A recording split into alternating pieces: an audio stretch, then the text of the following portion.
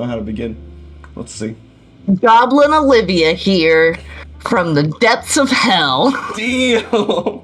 I always try so hard to call you Lady Bonicorn and remember Lady Bonicorn, but I'll take Goblin Olivia for sure. This is Lady Bonicorn / Goblin Olivia. We've been friends for a long time. Me and her discuss movies, and we're going to discuss 4 movies today. The first of which is Beetlejuice.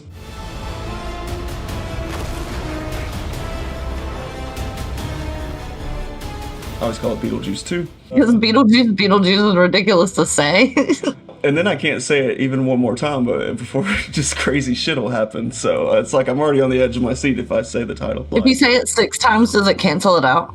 I think that's vaguely how it works. I wanted to rewatch the old Beetlejuice so that I could maybe hate the new one more, because I'd understand older rules. But then I was like, it really doesn't matter. I wasn't like super bad at the movie when I was watching it.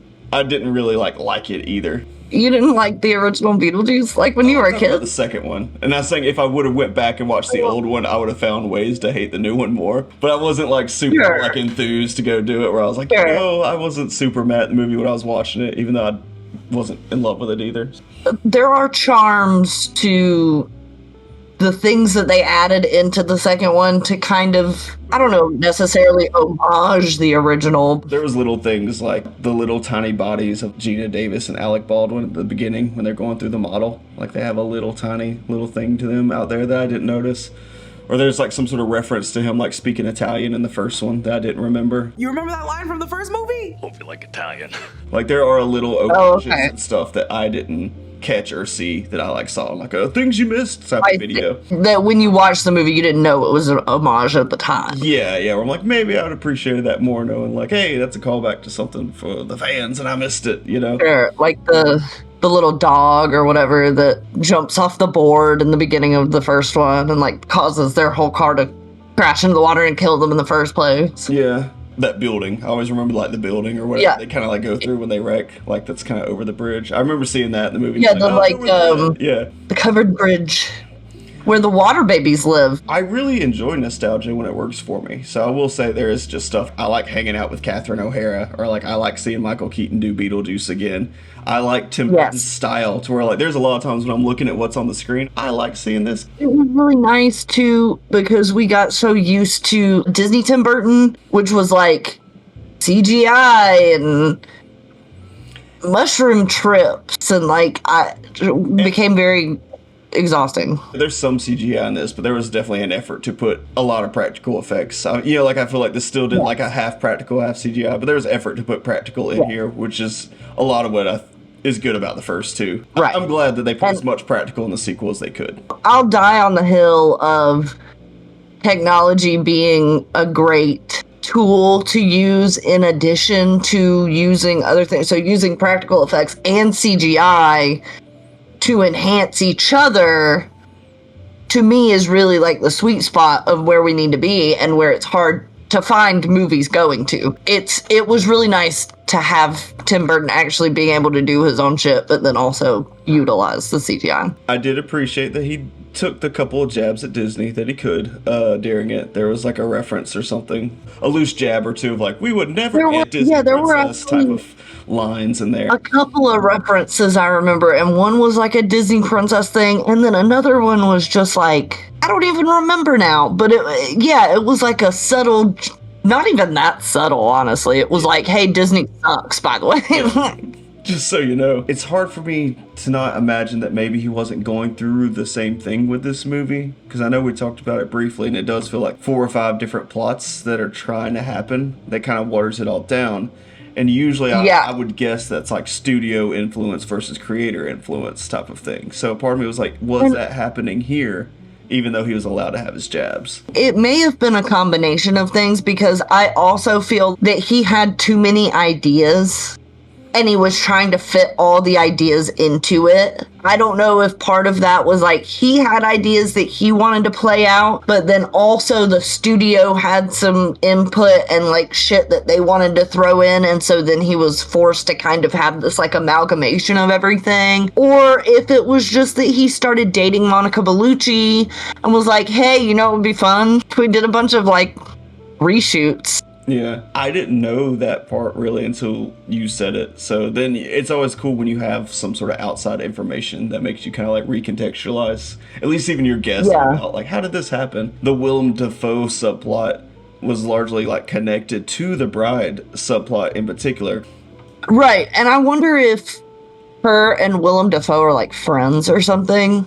Tim Burton was like, hey, Monica Bellucci, come do this. And Willem Dafoe was just there. Like, Yeah. I don't know how all of the inner working pieces went together. A lot of times I wish I could see all the deleted scenes and unused footage for a movie, just so I could like play with a different type of edit like myself. When this, it's weird because like there are lots of individual pieces that I feel like I kind of like, but then it felt like it was telling 20% of 5 different stories. So ultimately it didn't. Yes. Yeah, it's like any of them may have been good if they had not been meshed together like that. Honestly, when I think about it, if you go back and like watch the original Beetlejuice, there still is some of that. He wants to marry Lydia, and she's in the whole wedding dress, and that whole thing. That whole thing is there and done immediately. Yeah. In the original movie, It's at the end. Like Beetlejuice really isn't. He is a big part of it, but he's also not. And then where it's much more about the family that I think that people remember just because he's the title character. the whole thing about like the original movie, Michael Keaton's only in it himself for like 13 minutes in total, and so in the second one they shot to where Michael Keaton, Beetlejuice himself, would only be in the movie for like 13 minutes in total or something. That makes some sense. It felt like there was like 5 different antagonistic forces as well. Beetlejuice himself is one. He's one in the first movie, and they're also like afraid. They're gonna bring him back in this, and they treat him like one. But then they kind of simultaneously make like the Bride trying to kill him, or like Willem Dafoe trying to capture him, part of those antagonistic forces too. Right. And I'm like, I don't feel like it's very clear like where I should be rooting sometimes, if that makes sense. I'm taking it too seriously, but do you know what I'm saying though? It felt like there was so much going on from every angle that I couldn't really fully care that much about any one thing, and then a bunch of stuff just like didn't really conclude in the way that it should have, or like it just like was wrapped up like they ran out of time or something. And all the stuff with the Bride felt like it was an afterthought. Yeah, because it's at the beginning of the movie and then pretty much at the end of the movie. Like even when they show extra scenes of her, it's kind of her doing the same thing again. Like, let me show up again. Over and over and over. Let me show up again and suck another soul. Which was really disappointing to me because her opening scene I felt was really cool. Yeah. With her sewing herself together. I know somebody different directed Nightmare Before Christmas, Henry Selick, but still it's like the Come to Life Sally. Or like the Corpse Bride. I feel like he's played with that concept enough. Yeah. He really likes it, so it would be cool to see like a live action kind of, Evil Sally or Corpse Bride, just doing some shit. It's like you like playing with that, so like a live action could be cool. If he's played with that idea for so many years, you'd think by now he would have like had it perfected, or like wanted to know where he was going with it. It's like, why did he seem so confused in that? Yeah. That's why I think your theory that maybe it was just added as reshoots at the end because he liked her and wanted to put her in and give her a job and they wanted to have some fun together. And if you're a rich director and one of the hottest women that's ever lived, like, y'all can do whatever the hell you want. Good for you. Throw in Willem Dafoe. Everyone loves him. A guilt said that with Monica Bellucci, where I'm like, she's really old and looks really good. And she always has. Yep. She always has. To point on a slight positive note, and I do try to be a mixed bag and not just be like all negative. I'm trying to get better about that. Yeah. I liked I liked it. I liked Bob. Yes. Beetlejuice's little underling was like probably my favorite character. And I know he's like a minor character overall, but having to deal with all of his shit. And then, he gets his soul sucked out. I'm like, rest in peace, Bob. You were like my favorite character. Yeah, love you, Bob. Love you, Bob. Of all of the characters, Bob had the most story. Bob was the most thought out of everything in that movie was Bob. And he doesn't bring on any of his suffering, even though he has to endure it. Where I was like, I'm rooting for you, Bob. I really was. We all wanted him there. And, Red is 9 years old, and that kid's favorite character was Bob. Good. So, hopefully Bob will live on in the memory of children everywhere. Another character I really liked was a super minor character, but like Willem Dafoe had this like assistant that was pretty much just kind of like bringing him coffee, but was always like super supportive and like just kind of like hot sexual. It was a very minor role. She was very small. I get if you don't like super remember her, but she was pretty much just show up and be like, "Here you go, sir. You're such a good actor." Like, just playing the role well. Yeah, I was like, look at her. I like her too. Her. And in Bob fact, she's been employed with him for so long because she is she's the most loyal employee he's ever had. Like, she's doing her job well. I appreciate her. We haven't mentioned Ghost Boy yet. I'm just gonna call him Ghost Boy, just because he was one of the plots that just got like ejected from the movie. You know how you talk about like they weren't going anywhere, they didn't wrap it up. Like Beetlejuice literally just drops him down a pit, and it's just like, well, man, he's ejected from the story. It didn't matter. It was just to get her here, and that's one of the like 5 plots. Right. I was like, I thought this may have been going somewhere. And that's my thing. Like, if it was just to get her there, that's fine. But why make it seem like it's such an integral part of the story? Yeah. Just make it some side thing, or make it like about her trying to go down there and find Lydia's dad or something. Although they couldn't really do that because of all of that stuff. That is something that's weird to me, is that they didn't homage harder to like Alec Baldwin and Gina Davis's characters, and they felt like they did do like a lot of pictures and a lot of like flashback or a lot of reference to him in particular, where I don't know, they didn't have to make it the center of the movie in this way of it being like he has died and here he is. Though I did like the claymation scene with him as a way to like write him out. Yeah, they didn't want to pay him to be in the movie, so they figured it out, and it was also kind of like in a kind of insulting way. They were like, how can we also make him look stupid? Maybe people will be happy that he's just bitten in half by a shark. Maybe that'll make people happy. Yeah, I felt like them kind of just brushing off the whole Alec Baldwin, Gina Davis, like, oh, they ascended. And it's like, okay. And then what was that whole Soul Train thing about? What the hell was that? He liked the pun of Soul Train. I heard apparently Tim Burton has been criticized in the past for not putting black people in his movies. And people think this is his like terrible way of putting them in. It's just this Soul Train reference and having them like dance around and then be like, hey guys. Maybe it was kind of a fuck you to people. Like, you want me to put black people in the movie? Then here is like, I didn't have enough in my last movie, so here's just as many black people as I can put in here. If you're gonna force me to do something, then I'm just gonna go insane with it. I don't really know. And I think he have no comment on what that means. I think he liked the play on words, but he sure spent a lot of time on it, where I was like, that little tiny joke is not that good. I honestly wonder if maybe Tim Burton just watched Soul Train when he was a kid. He thought it was funny. Yeah. This is gonna be the best reference. Only people my age will get this one. Nobody knows. I'm not even old enough to have watched Soul Train. I'm aware of it. That's just because I like music and dancing. Tim Burton doesn't really look like the kind of guy that's like really into dancing. Yeah, exactly. He would be, an outsider to that, standing in the corner thinking his emo thoughts or his dark things instead. Yeah, that'd be like Robert Smith at like a Prince concert, which Robert Smith, I'm sure, probably liked Prince, but he would look weird at a Prince concert. Yes, he definitely would. I watched a few little videos with other people's angles, so I always feel like I try to get like the societal consensus when I can, when something's been out, because I watched this kind of late. Obviously, it's been out not quite a year, more than 6 months. The one angle that I think I got for trying to work on a video that like I feel like hasn't been referenced by other people enough is that I actually feel like Lydia's character sucks a little bit throughout this, and that's, I wish they would have written her differently, and I think a lot of it's just because they want to give you one moment where she like punches Justin Theroux's character, like at the end. Yeah, they're trying to give you one payoff,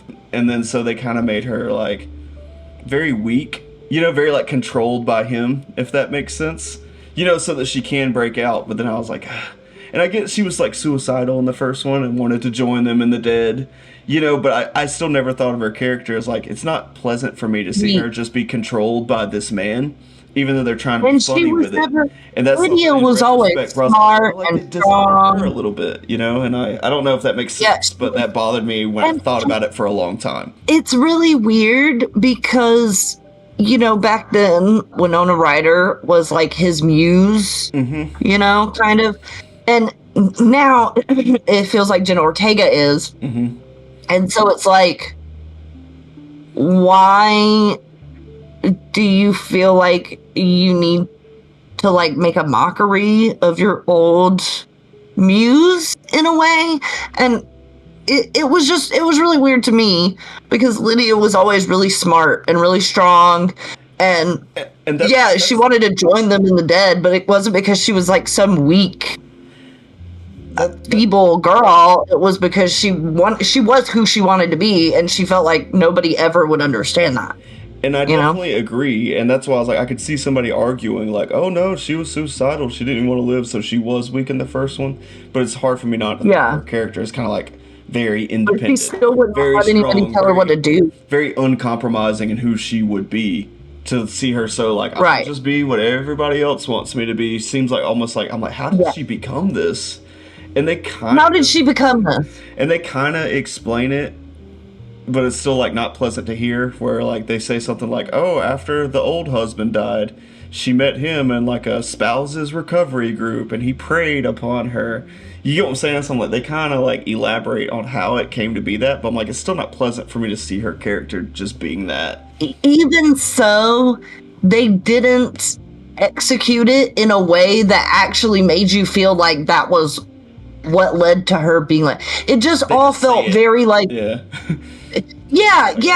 and you're just supposed to be like, okay, this is just how it is now. And it was just like, is this the same person? Even Catherine O'Hara kind of says at some point, she's like, where's the goth emo girl who didn't take any shit from anyone? Where is she? Catherine O'Hara was really the only person that was still who she was in the original movie. You know, and she felt like she had some growth as a person and a character. Yeah, because I kind of thought of like the parents as the stuck-up characters who were like trying to seize this real estate and like a little bit yuppie, even though they were weird. I don't know how to describe it, but like it felt like she had progressed in her like artistic weird. You know, she was more Lydia than Lydia was.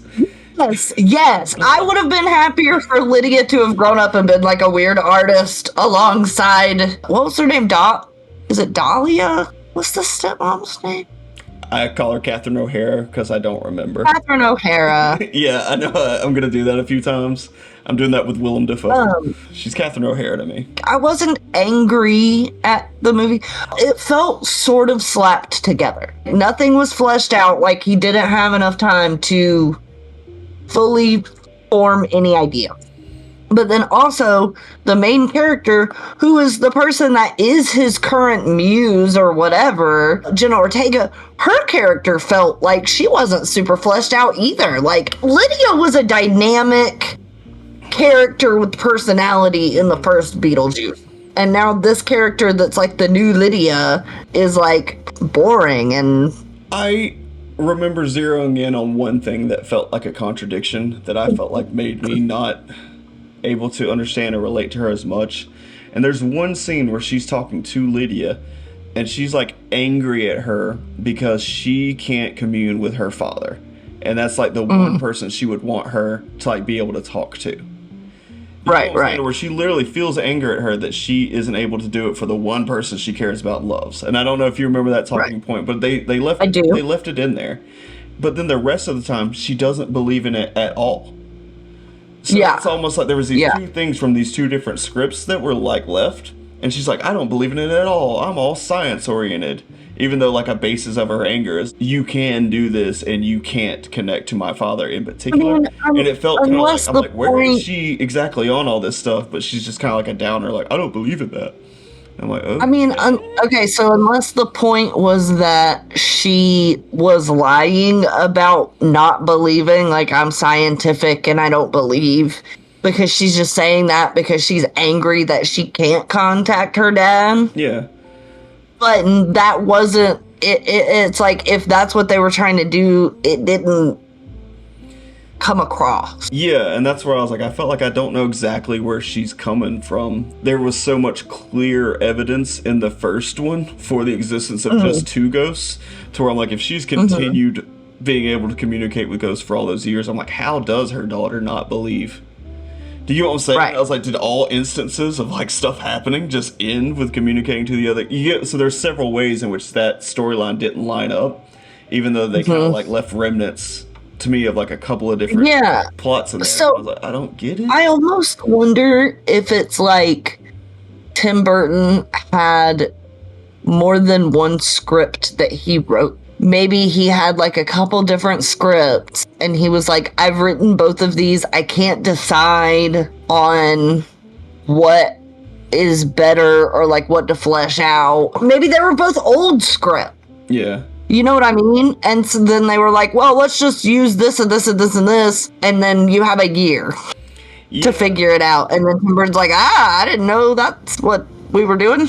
And it may be unfair, but like if there hasn't been a sequel in 35 years, for them to like release one when it doesn't feel like people are just like, we have to have the next piece of this puzzle, for it to be like, this is then why not take the time together mess. Yeah, I was like, why didn't you just write it out to where it made sense or didn't feel like a jumbled together mess? I think he really wanted to get out from under Disney's thumb, and he didn't really want to fully contract with Netflix because Netflix is Netflix at this point. Yeah. And he decided to creatively make something, because I don't know if he's working on anything right now, but it almost feels like he used Beetlejuice to fund whatever another project just to get the studio backing. Like, hey, I'll make you this movie. I'll make this much money, and if it succeeds, then you have to let me have creative control over the next project. We'll say, even if it is purely just for money, double the time spent on it and truly build the next step of the franchise. You know, like, there's the weird baby thing. We haven't brought up the baby thing at all, but that's kind of like the weird note it ends on. I don't want to talk about the baby thing. I'm just saying, like, if they make a sequel, it seems maybe related to that baby with, like, how they ended it. Maybe it's not about the franchise. He just didn't really want to do one, and they were like, listen, we're not going to let you do anything else unless you do that. I remember liking the cartoon some when I was younger, and I would have liked to have, like, watched that and be like, how was that? Even though it's kind of like they're friends. Just Beetlejuice and Lydia are just friends, I think, in that. Also, I don't think Tim Burton had anything to really do with that. Even though the show was great. If they would have just made a movie based on the show, I would have loved it. Yeah. Between Ghost Boy and between Beetlejuice having, like, The Bride, and between there being the marriage of Justin Theroux and Lydia, I thought there was going to be some sort of weird, like, where the plots come together and it'd be about some sort of weird triple marriage or triple love story.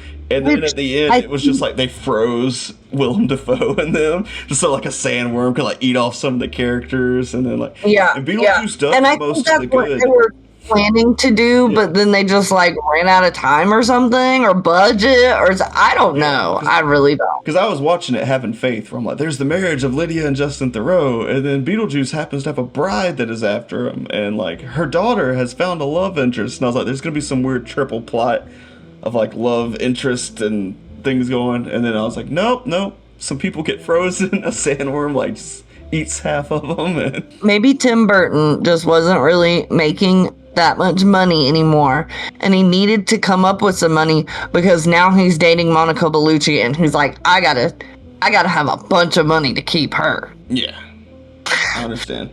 I still imagine her as the Merovingian's wife from The Matrix, and I'm like, she's got exquisite taste. For me, it's Brotherhood of the Wolf, the French movie where she's like this sexy French murdering prostitute. I love her. I haven't watched that, so we can put it on the list. It's crazy. I'm writing it down. On a Brotherhood of the Wolf it down. Back in just a moment. Okay. A few moments later. The next movie, do you got a way that you're leaning towards for the pick? Trap. That was a weird one for me. All M. Night Shyamalan movies are fucking weird. They're all fucking weird. They are, and that's why there can end up being a lot to say. In analyzing it, it's weird to like put your finger on all the weird. I believe I'd heard from you the trailer gives away the plot. So I went in blind. Like, I feel a little bit robbed because I was watching attentively, being like, there's going to be a twist, in which it felt like there kind of wasn't one. They like give away all the information in the first 5 or 10 minutes. Yeah, You know, like they show him being a serial killer and they show it being a setup, and I'm just like, okay. So what is this leading to? It was weird how non-twisty it was. Not that he has to do it. It felt like they gave away stuff too early. I even worked on like a rewrite of it, and I'm like, this is... You definitely don't reveal some of this stuff until later. I agree. Yeah. And maybe it was just such an obvious thing that he was like, oh, people are going to figure out that he's this murderer or whatever immediately, so I'm just going to give it away immediately. I really would have waited at least a third wanted into to the reveal movie. it in the point in the story that he did. The fact that the trailer throws it all out. Why'd I even go see this? Our theory during watching it and after seeing the trailer was, if they've revealed this much, the real killer has to be like the daughter. Like the twist is that the whole time he's not actually trying to save himself, he's trying to cover up this thing with the daughter. You went through the same Which thing. would have been interesting. Because that's what I'm saying, is that like I was watching it attentively, trying to figure out what like the real twist was, since like they've revealed all this stuff up front, especially with him being a firefighter. Or you could even rewrite him to be like, he's a cop and he's just from out of town. Is there like a bomb threat? Like, are we not even safe here? Like, you could really write it where he's concerned, even though he's slowly realizing they're after him. The premise is almost nonsensical, but it would have almost got me more into it because I'm still rooting for him. Rather than like, well, he's a serial killer, and I'm not like rooting for him to get out anyway, even though it's like, how will he escape? Right. And like you said, if we, the whole time as an audience, we would have been just as in the dark as this guy, like, or as we think this guy is. Oh, is there a bomb threat? Is that why they're trying to lock the place down? That way you're not like immediately thinking, oh, there's a murderer and he is it. You can have him do a few of the sketchy things, like he can steal somebody's key card. He can steal a walkie-talkie and be listening in, and you're still rooting for him because you're like, you know what? He is a cop. He's frustrated. They won't give him the information he wants, and he's trying to protect his daughter, find out if they're in danger. Then and you let those things slide. Stephen King story. Yeah, until you do the reveal, and then that's when you have him like push somebody down the stairs or throw the grease into the fryer thing that he did. That because then it feels like 180 hard.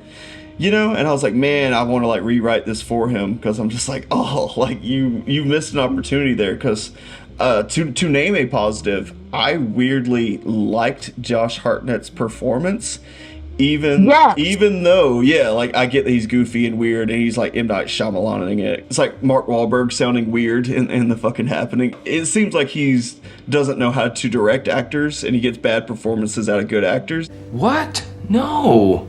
I think that's just part of his style. Like, he likes bad, corny. It's almost like they're all homages to like old 50s B movies or something. Like, they're all really bizarre. The dialogue is so weird. I think it's purposeful.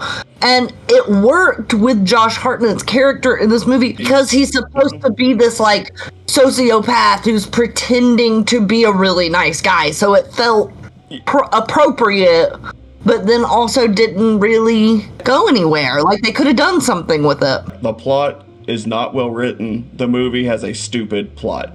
You know, so if you want a well-written movie, this isn't it. But again, I'm always trying to be more positive, and I'm like, there are elements that I enjoyed, and Josh Hartnett's performance is some of it. And also because M. Night Shyamalan seems to write people weird, having it be like, I am a person who can't really connect with people that is pretending, makes sense for like the main person that you're following and making it work. You know, so there are things I appreciate about like how he's trying to adapt to the style. I definitely didn't like that random employee that works there. It's just like, here's everything that is happening right now. Something happening? This whole concert? It's a trap.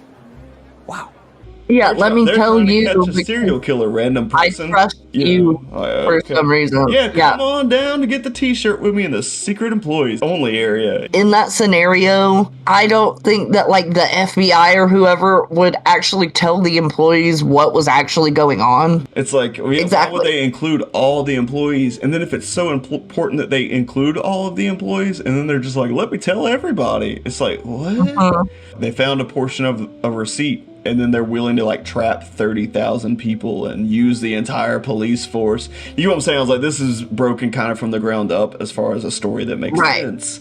It just turns out that it's all an ad for M. Night Shyamalan's daughter's singing career. What? No. Which, as far as I can tell, hasn't done anything for it. I didn't know she was his daughter going in, and that was one of the notes that I do remember writing down. They sure are spending a lot of time on these Lady Raven songs. They sure are showing a lot of like time period of just like head bobbing to the music and like, oh yeah, I'm singing and enjoying it. These scenes need to be edited down. As I was watching it, I was like, is this M. Night Shyamalan's daughter or something? Because that's the only thing that makes any sense. And as it turned out, yes, in fact, it is his daughter. So, And apparently that's how the story was built from the ground up, to be like, how can we have a story that takes place at a concert so that I can showcase the daughter? This is what they came up with? It just seems to me like they could have come up with something a little bit more clever, like she's a murderer and she like is a serial killer and goes from town to town and lures people in my, you know what I mean? Like, that at least would have been more fun. Yeah, I mean, he portrayed her as good, and I don't want to like harp on like her bad acting in particular. Is something I've heard harped on a lot, where people's like, she actually can sing, she's got a decent voice, but she isn't a great actress. Is something I heard like said over and over again. But the weird part for me is like I've seen M. Night Shyamalan have good actors and get bad performances out of them. So I'm like, why would I expect him to tell her like, actually scream, actually look afraid, pretend harder? Right. I wouldn't expect him to do that with her since he doesn't do it with others. He seems like the kind of dad that probably couldn't even deliver any kind of constructive criticism to her. Yeah. You know what I mean?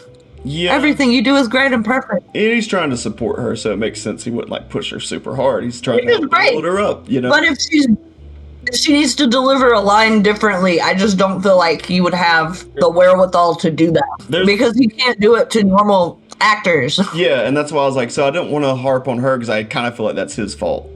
You know, where I was like, that's actually probably his directing of the actors, where I was like, he either could have got somebody else to help direct her because he's like, I realize I can't do it, I can't push her hard, so somebody come help with her scenes. Well, or he could have gave her look less at his acting. fucking cameo in the movie itself. Yeah. He can't direct himself. Yeah. He's a terrible actor. Why does he keep putting himself in these movies?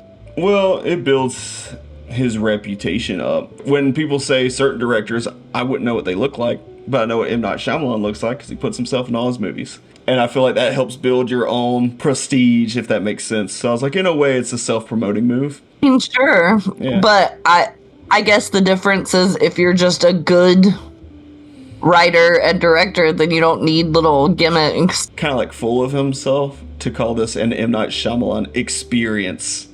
That's what they put on the trailer and like the movie cover. This isn't like a movie. This is an experience.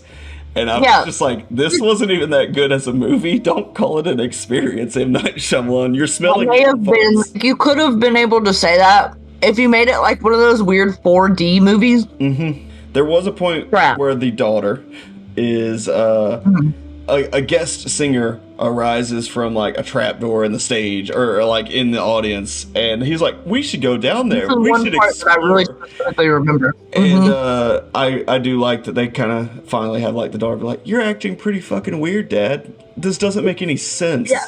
And like that kind of helped bring it back a little bit, because it is like a random employee tells him everything that's going on, you know, or like he goes and gets a coffee in the middle of 800 police officers and none of them ask him what he's doing there, you know. So it does just feel like a lot of this is just not well written, but like at least her being like, Dad, you act funny, was kind of like brought it back a little bit for me, where I'm like, good job, little tiny scene there, because again, I'm always trying to find that aspects that I liked or enjoyed. So I was like, and the fact that he like kept leaving and coming back, and that was called like, I don't know what you're doing, but like now that you're trying to go down this trap door, I also realized that you've been gone for most of this concert. Like, what the fuck, you know? And That of all of the movie, at least there was one moment of realism. Yeah. To bring us back down to earth. And I probably focused on this movie like a little too hard, but a part of me was like it felt so easy to rewrite that it started like engaging me. So the wife and son don't pop up until the end. It's like he doesn't even have a family until the last like Right. 20% of the movie. I'd put a scene with him being good to his family at the beginning and a scene of him being good at his job at the beginning before going to the concert, because again, in my version, I establish him as good and then you reveal later. I felt like if he was kept avoiding the daughter, kept disappearing from the daughter, and then you have the mom like call, like, hey, are you okay, kind of thing. It gives her a secondary presence on top of that first establishing scene, especially with if you're going to keep that whole like she's the one setting him up. You could kind of have them both be nervous, even though she's like, hey, are you okay? She said you weren't answering the call, and like, you get what I'm saying, like to play to that twist that she's helping and then like find him. The whole guy in the basement or whatever with the camera that's on his phone. And did they ever bring that back up? M.Night Shyamalan's daughter helps him just get saved via like live streaming. There's a guy and there's a blue door where he's at, because apparently there's a two-way talking thing and she can just turn it on with his phone. And there's such plot contradictions, because earlier they do show Josh Hartnett have to like enter a code to like bring up obviously the video of a guy that he's got trapped somewhere that he's gonna kill. He has to put in a code, but when she steals his phone, she doesn't have to. She just hits a button, it pops right up, and she can speak to him immediately. Again, this is one where like the more you think about it, the more this whole thing falls apart. It's even like, why did the wife not just call them and give them a description of him rather than just like, she left a portion of a receipt? But apparently not a portion that has the price, so they could at least tell what part of the stadium he was in. You can tell by ticket pricing. But apparently it was a non-informative receipt. I was like, this is like, you can't think about it because it'll fall apart more. Nope, last 4 digits of the credit card number. Imagine if it had the seat numbers on it. Oh my god. Oh my god! Somehow I feel like you're gonna be Mike Stoslaskaing me constantly, and I'm gonna be the Rich Evans of this channel. Just, oh my god! Oh my god. Oh my god! But again, even if you had the 5-second movie. Since it's a receipt, imagine if you had the price on it. You can at least tell what section of the stadium they're in. But there's a point where they're over the radio and they're like, we gotta inspect 2 black guys, but also a man with a tattoo on his wrist. And he covers up the tattoo on his wrist. And I'm like, so what information do you have about the killer? Because you also said different races, while you also said something so specific in the tattoo on his wrist that he covers up. I'm like, oh, he's smart. And I'm like, I don't get How did I know that from the fucking receipt they got? Yeah, again, I don't want to go into the plot stuff because it pissed me all off. Did you see Old? I didn't. And the thing is, part of why I wasn't super mad at this movie when watching it, but part of it has been with each M. Night Shyamalan movie I see, my standards like lower. Because like I like The Sixth Sense like everybody else. It's like I can watch Unbreakable and be like, yeah. Even Split, I know James McAvoy kind of carries it. But like there's movies I can watch and be like, fine enough, and good. Yeah. I heard bad things about Old, and well, I'll tell you this. Old, I hated it so much that it made Trap look really good. I was like, okay, I'm actually surprised. Yeah, it's not as how movie. not vomiting I'm wanting to do when I'm watching now, like this out of hatred. Yeah. But both of them had a lot of the same issues. Like, why? Here's 15 other things that make way more sense that could have worked with this. And their performances, what is he telling these actors? What is he telling them to do? I have to blame it specifically on him because I've seen good actors give bad performances with him in particular. And I'm like, he must be telling you to be weird, which I don't get. Signs is another one where I'm like, he's got good actors and they don't act super weird. And like The Sixth Sense is one of them where I'm like, they don't act super weird. But then it's like over time, he just chose to make them act weirder and weirder. It seems like. Yeah, but see, I almost feel like everyone loved Joaquin Phoenix in Signs so much that he almost just went down that road every time. He was like, I'm gonna make every male character some version of Joaquin Phoenix and Son. Like, he just was kind of goofy, and he's kind of a comic relief character, but not like over the top. So Yeah. he keeps trying to make these comic relief kind of characters, but they're just, I don't know. I can't figure it out what it is with him. I think he just had one idea a long time ago, maybe two, and then just didn't know what to do from there. It's from The Sixth Sense in particular, where I'm like, I enjoy that movie. I think it's a well-written movie. I think because he did that one so well, like, it bugs me because, again, my rewrite of this, like, 1/3 of the movie, you don't know he's a serial killer. The thing is, if he's a cop, or even if you keep him being a firefighter, and he is like, is there a bomb threat? What's going on? Is my daughter safe? You really can play it to where, like, when you rewatch it, you realize he's a paranoid serial killer, slowly discovering more and more they're onto him. Even though it plays the other way too, in which he's like, Right. I'm concerned, and why aren't they giving me more information? Because I could help. And that would only be like a 1/3 section of what he did throughout the entire movie of The Sixth Sense, where you watch it back and you're like, it plays both ways, as if he's alive and as if he's dead. I'm like, why couldn't you? That was almost your specialty. Why couldn't you do it for like a small portion of this? There's actually a quote from M.Night Shamalan about The Sixth Sense after it like became super popular when it came out. Yeah. He didn't write that as a movie to have a twist. He wrote it where he thought it was so obvious what was going on the whole time, that all the clues and stuff he put throughout it, that he thought that it wasn't going to be like this huge massive aha moment to every single person, because he thought it was so obvious to him. Because it was so obvious to him, it wasn't him writing something with a twist. And so now every time he tries to write something with a twist, it doesn't make any sense, because he doesn't actually know how to do it. Yeah, it's like he's trying to replicate something that incidentally happened that he wasn't intentionally trying to create. Okay, that makes a lot of sense, because I was like, man, this and he's trying to like relive that for you to do your thing. And I actually feel like it's an important psychological trick to have done in this movie, because like you spend more time, like I said, being on the guy's side, even if he is still in a key card or going to like a restricted area or listening in on the walkie-talkies. You're like, well, it's okay, even though it's not like you should be on his side. I still feel like psychologically it'd help you be more like invested in him getting out, because you just spent more time thinking he's the good guy, so it's hard for you to 180. There was like 3 different endings to this movie. I don't like the whole like he puts up the bike when he's getting arrested, and he took the bike spoke to like get out of the handcuffs is like the very end of this movie. And it's like there was like 12 cops pointed with guns at him, looking at him when he was fixing that bike.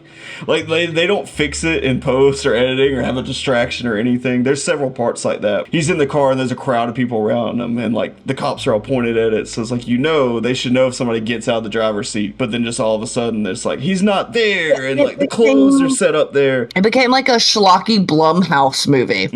That was mostly why I was really disappointed in it. Even if there wasn't a twist, even if it to be a twist, but it would have just been a character movie, or like even if there really wasn't a full conclusion at the end, I would have liked it better if it just was simple. Yeah, well, a lot of people said like they really hated the end the most, and they liked the concert stuff better.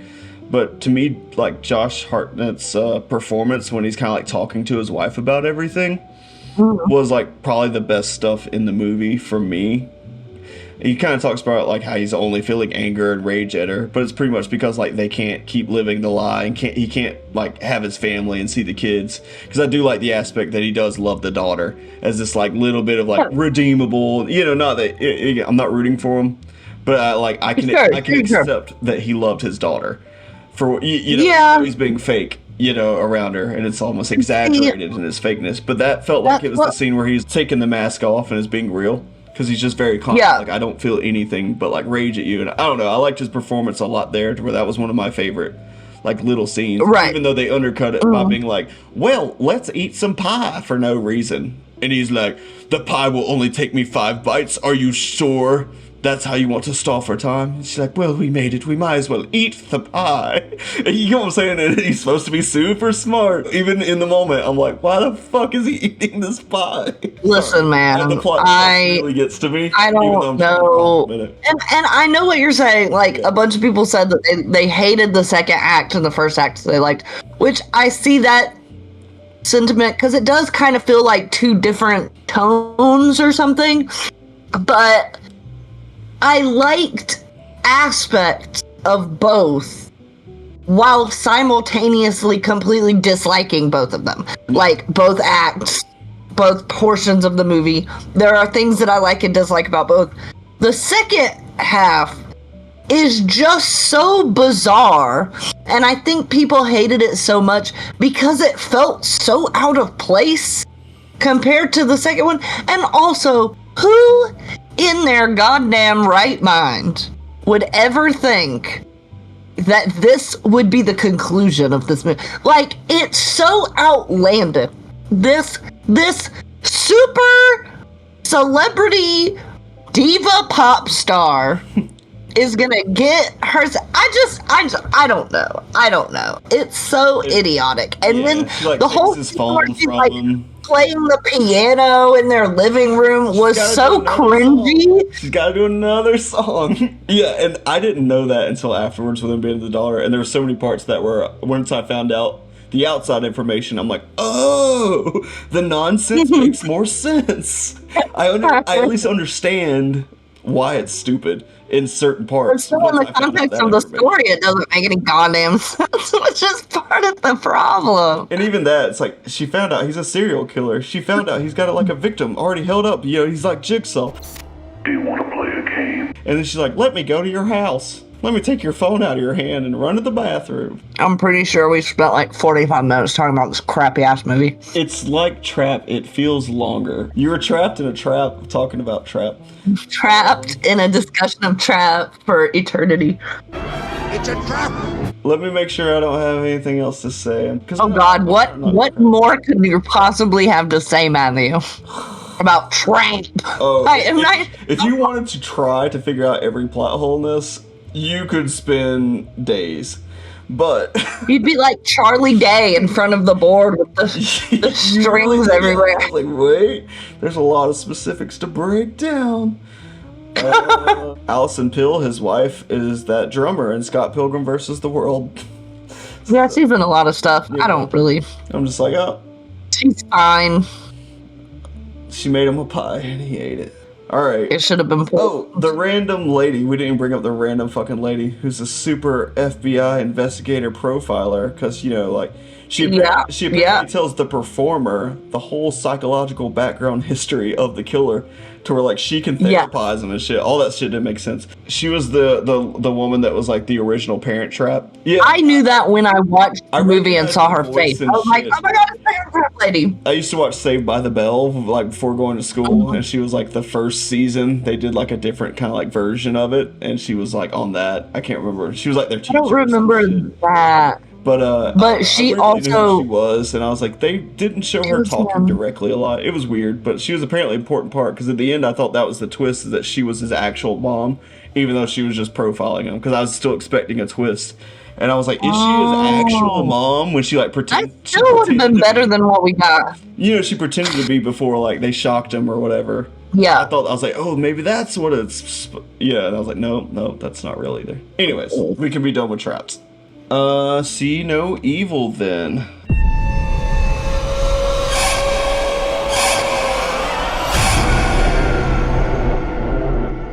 I like James McAvoy. I do. I only saw the one version. I know you've seen both, which you can carry a lot of this one because you have points to make. But for me, briefly, because I know somebody will take over. Both of them more recently. Yeah.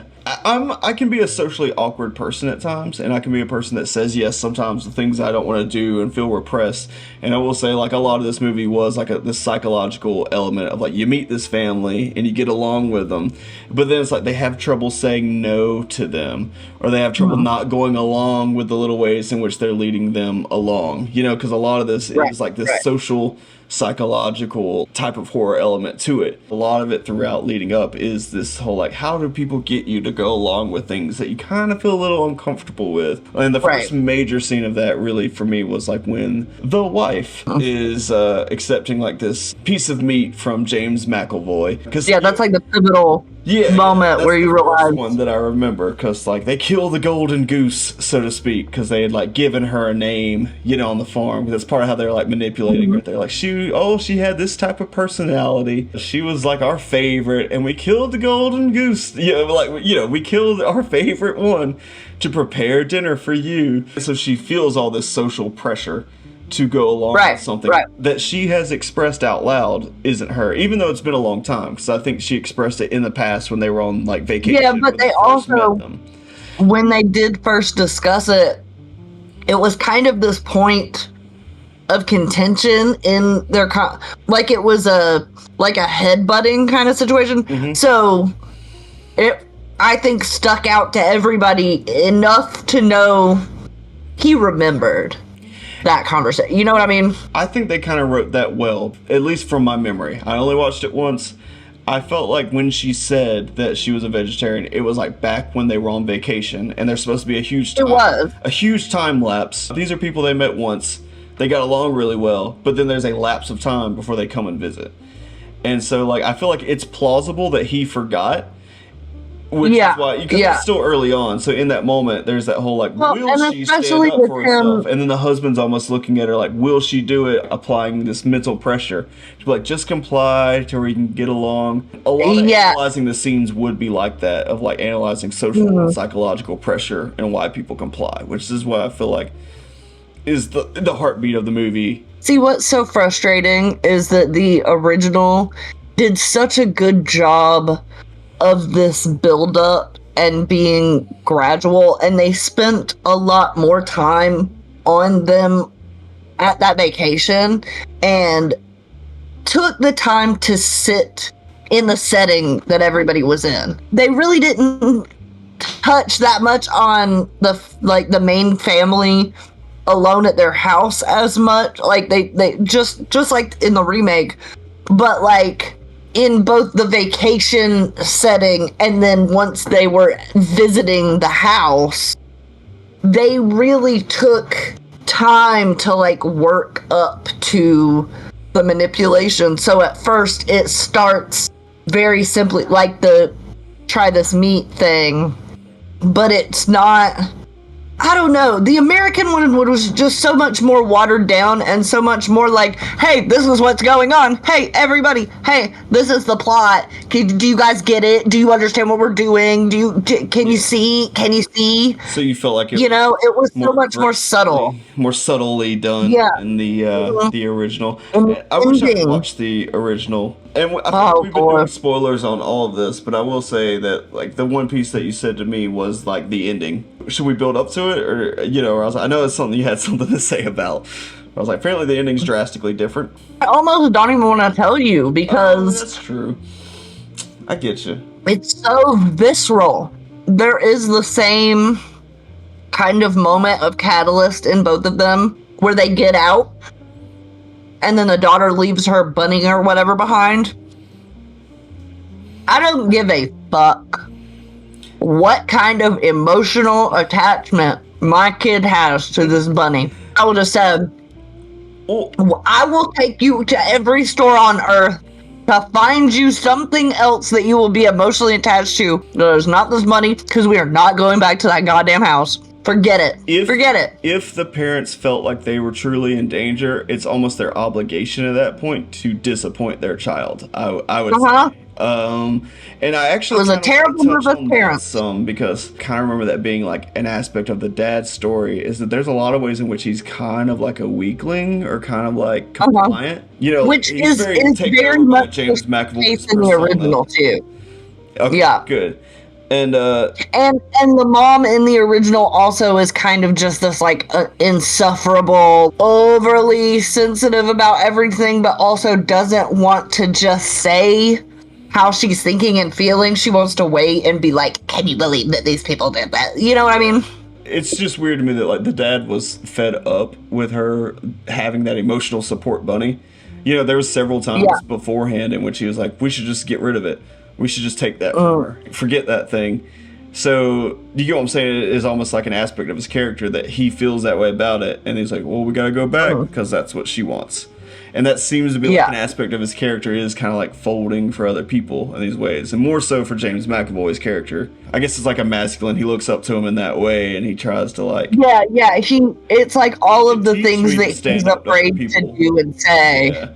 Yeah. The whole theme, like you mentioned earlier, is just kind of this, well, you let us. Like, we only let things get as far as you allowed them to. You could have stopped this at any point. Yeah. James McAvoy's character says that directly. There's like a line, it may be a trailer line, but there's a line where they say like, why are you doing this to us? And he's like, because you let us. That's very like directly said. It's almost like you were the type of people we could do this to, so... In the original one, that he says that line, but it's so much more, like, there's so much more lead up to it where you're like, what the fuck is going on? What is going on? And then and it's like, why are these people doing this shit? Like, how does this happen? And also, this ending is a very, like, sunshine and rainbows kind of ending. Well, sort of. I didn't feel that way about it, but I don't have the other ending to compare it to. In comparison, it's a very sunshine and rainbows kind of ending, Matthew, I gotta say. And I do feel like this movie was visually done well with a lot of the house and a lot of the pacing and the editing. Like, I wasn't mad at any of that. But I remember the one part that stood out to me in particular. And this is such like a little small moment that you may not remember it, but it actually was the ending when the boy attacks him and is like, the ending is, spoilers, he's, bashing his head in. And I remember the editing on that being very weird, where like it kind of like jumped to a dummy really quick or something. And like for that to be like the climax, there was something that wasn't edited right there. Like if you ever get a chance to rewatch it, where I'm like, for this to be like the ultimate moment. There was originally a different ending. It just wasn't, something about it wasn't edited well to where like, like it jumped from the actor to the dummy really fast, or like skipped something that it should have had to where like, I don't know if you ever like realize something's off in a movie and you don't know how to like it. That was the one scene that made me feel like something's off there, but I don't know what it was. I'll have to go back and watch that scene and see if I can like notice, because I didn't notice that the first go around.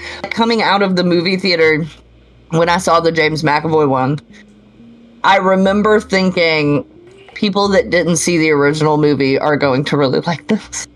And that I was kind of sad that I had seen the original one, because I probably would have really liked the remake. But because, I don't know, the atmosphere of the original one and the kind of slow burn. But in the original one, the little boy with his tongue cut off, when he shows that his tongue is cut off, it looks like his tongue's still there. I don't know how to explain. It's a weird... He just has it like scooted back in his mouth. Yeah, it looks real weird. Yeah. So... And obviously the first one, I'm pretty sure was like kind of an independent movie, so they probably just didn't have the budget to do it.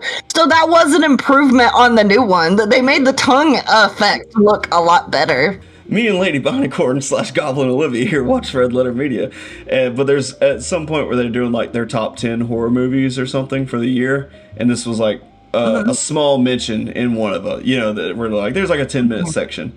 And but apparently, I can't remember if it was like a Dutch movie, but I was thinking it would be an older movie, and it was something that was made like 2 or 3 years prior. I didn't know. No, that's why it's annoying. I know where I'm like, what? Why did they remake it? I get you being kind of weirded out. Because American people refuse to watch movies with fucking subtitles, and it fucking makes me enraged. If I could speak French, I would have just said all of that in French, so they would have had to read the subtitles. Like bitches. The Italian-speaking scene or whatever in Beetlejuice. You saying that the ending is different, and me mentioning kind of like the weak dad character. They have that like fox he's aiming to shoot at that he lets go. Because they like flash back to that when he doesn't choose to kill James. It's like they both know he's not going to, because he wouldn't pull the trigger earlier on the fox. Which they do bring back with him. Part of the reason that James McAvoy picks them in the first place. Yeah. You pick people that are weak enough to let you do this. Because even when he is... actually, that's a good point. The intro to him, like, seeing them is the dad being frustrated, not wanting to listen to that family talk. There's this other family that he doesn't want to listen to him talk, and he's like, hey, y'all are talking about food That's again. in the first movie, too. And he can tell, that he doesn't give a shit about what they're talking about, even though he's enduring it. And so that actually, I like that, and looking back at it as this double meaning of he's laughing, not because he's like, haha, I know where that guy's coming from, but because he's like, haha, that's a guy who won't stand up for what he actually wants. He won't dictate the conversation the way he wants it to go. He's just enduring it. As a parent, just the idea that you would allow this kind of shit, even the stuff where they kind of saw him abusing the son or whatever, and just kind of, which first of all, in the original movie, that scene is fucked up. It made me very uncomfortable. Did not like. But is it framed the same way with the kids are dancing to a song, or is it a different thing that they're doing? Yeah, but it's very different. I want you to see the original one so bad. It's just atmospherically, and that guy. I don't know if maybe it's just because I've seen James McAvoy in so many things that I like him in, that I'm like, I trust you, James. This isn't really you. And so it's not as scary. To connect all the movies a little bit, he did good in Split. I feel like he carried that movie. He likes playing serial killers a little bit, yeah. And again, I don't have the comparison scene, but I'm like, I did like that scene because it starts off so normal. They're just performing a little dance, and he's like, "Hey, you're off beat," but you know what I'm saying? It progresses super fast. Them being like, "Oh, so you're trying to tell us how to raise our child now?" Yeah. I can't remember if that's the same scene, but there's I think maybe the way that the original scene just lingered there for so long that it became are we gonna do something about this? That scene, especially as a parent, I'm the fuck out of there. Yeah. I'm the fuck out of there. As soon as somebody starts treating a kid that way, there's no fucking way. I'm not setting an example for my own kid to allow this sort of behavior. I'm the fuck out. Don't care about your goddamn rabbit. We're calling the police when we get back home, and we're calling CPS, and they're gonna come and take this kid. You know the scene where James McAvoy, where they get the daughter, it makes more sense that she would need to go lay in the bed with somebody in the original movie because she's younger. But when they go and she's in the bed with the other with James McAvoy in them, and it's weird. It's really weird because they're foreign in the other one, and the parents are butt ass naked in the bed. Okay. So that was a little more. Which I'll actually, not seeing the other one, I would argue for this remake then, for that modification, because they're trying to explain why they would allow it to go further. And and that's part of what I liked about the writing, because overall I like this movie, but they write it to where the guy doesn't even know. He's like, I didn't even know you brought her to the bed. Think about the nudity thing. They're European. Yeah. If that would have happened in the American version, that would have been it. Everybody would have been like, okay, this is fun. Because it would have been too far. That's what I was thinking about, was their justification. And they were out to where James McAvoy was he was asleep, and he's like, I didn't even know that you brought her to the bed. So you know what I'm saying? They always try to justify it, and that's an interesting character we haven't talked about really, was his wife, who they're like, oh, so what age was she when they got together? And even her trying to reel them back in. We're like, I'm a victim too. She'd be interesting to watch the movie and particularly focus on, even though I didn't. Or it being from her perspective, or it being them making a prequel that was the two of them's past or something. Not that they should, but I'm just saying that would be an interesting elaboration on the story. Because it's somewhat unanswered, because you're kind of taking her at her word, because she is trying to reel them back in when she's like, you gotta help me too, I'm a victim too. But that's part of her trying to help him. So then you're almost is she a crazy psycho that he But that's part of the fear of it all, that it's is she a victim? Is she a liar? Is she and it's just a psycho just like him? Did she manipulate him to start all this stuff, and she's really the puppet master of this whole thing? No one really knows. And that kind of ambiguity is is nice in a story like this. I like that. Yeah, and a lot of times it's important to not answer things, and that was something that I kind of like, Sure. because there's a lot of scenes where like she reels him back in, where like he kind of socially goes too far, and she's like the thing that helps get it all back to normal. But then there's other points where she's just looks like she's being kind of creepy, smiling like in the background. Is she really reeling him back in when he goes too far, or is that part of her?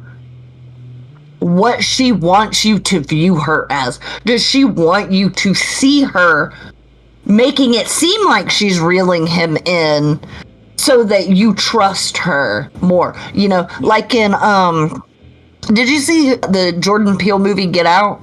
I still haven't. You can write it on that list. Write it on the list. Oh my god, there's a scene, I can't give it away, but there's a scene where clearly something is being done that you think is like, oh, they're a good person, but then once you see the ending, you're like, oh, it was a ploy.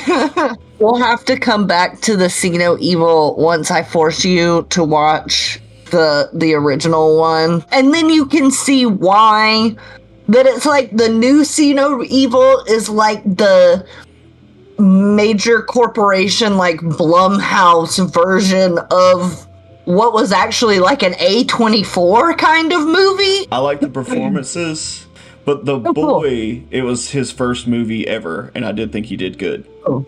Yeah, He did. so he was like He did great. he was a non-actor that, you know, this was his first movie, and I was like, oh, he got a lot of screen time and he did good. Like, remembering even the ending and like tears falling at times, I was like, that boy did good. I generally liked all the performances. Like, nobody really took me out. The fact that the boy couldn't talk, like he couldn't deliver any dialogue, and for that to have been a first performance and he was able to act and get the point across and do a really good job and be believable, that's pretty impressive. The wife in the original, when me and Aaron were in the theater, we both were like, is that the same girl? It's not. Okay. Not at all. So good casting. You would give the remake good casting, even though you got issues with it, at least with the wife.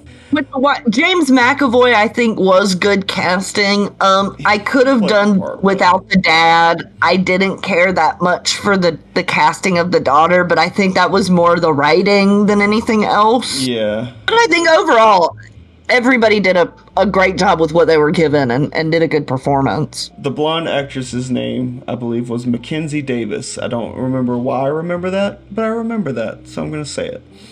He's been in something else that I watched that was like an independent movie that I was like, oh, that movie wasn't very good, but I liked her in it. It wasn't her fault that other movie was bad, so like, I'm glad that she's making her way up. Yeah, and I like distinguishing between things like that. Like, again, I had to do it with Trap because I was like, I weirdly like Josh Hartnett's performance, you know, and I was glad to see him again, and I felt like, I was like, the writing and directing failed you here, where like, this could have been really good. But I like when you can distinguish that actor is good, even though this movie is not. Right. You know, I always like an actor that just knows what movie they're in. Mm-hmm. They're not like Uma Thurman when she played Poison Ivy.